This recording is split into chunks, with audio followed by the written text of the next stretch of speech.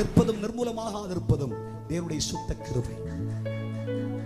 என்னைக்கோ நம்ம சரித்திரம் முடிந்திருக்கும், ஆனால் நம் பிராணனை காப்பாற்றினார். மரணத்திற்கும் நமக்கும் ஒரு அடி தூரம் தான் இருந்தது. நம்மை மார்போடு சேர்த்தார். மாந்திரிகத்தினாலும் பில்லி சூனியத்தினாலும் நம்மை அழித்து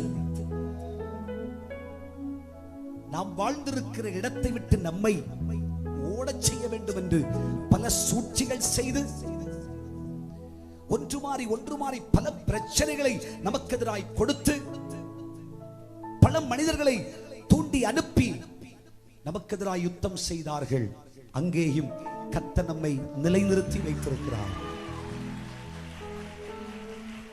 நம்மை சாவுக்கு ஒப்புக் கொடுக்காமல், சாத்தானின் செயல்களுக்கு தெய்வம் ஒப்புக் கொடுக்காமல், அவர் தன் இரத்தத்தினால் வேலையடைத்து, இது என் சொத்தும் சுதந்திரமும் அல்லவோ, இவன் என் பிள்ளை அல்லவா, இவன் என் பிள்ளை அல்லவா, இந்த குடும்பம் என்னுடைய குடும்பம் அல்லவா, இவர்களின் அழைப்பை பெற்றவர்கள் அல்லவா, என் வாக்குத்தத்தங்களை நம்பிய என் பிள்ளைகள் அல்லவோ என்று நம்மை சுற்றிலும் அக்கினி மதிலை வைத்து அவர் தன்னுடைய சிறகுகளினால் நம்மை மூடி, உன்னை தொடுகிறவன் என் கண்ணின் கண்மணியை தொடுகிறார் என்று நம்மை அவர் தன் உள்ளம் கையிலே வரைந்து இம்மட்டும் நம்மை நிலைநிறுத்தி இருக்கிறார் என்றால் அது கிருபை. கிருபையே, கிருபையே,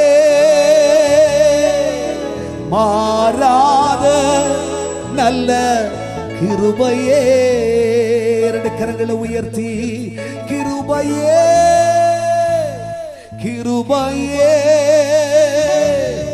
மாறாத நல்ல கிருபையே. உங்க கிருபைதான் என்னை தாங்குகின்றது, உங்க கிருபைதான் என்னை நடத்துகின்றது, உங்க கிருபைதான் என்னை தாங்குகின்றது, உங்க கிருபைதான் என்னை நடத்துகின்றது.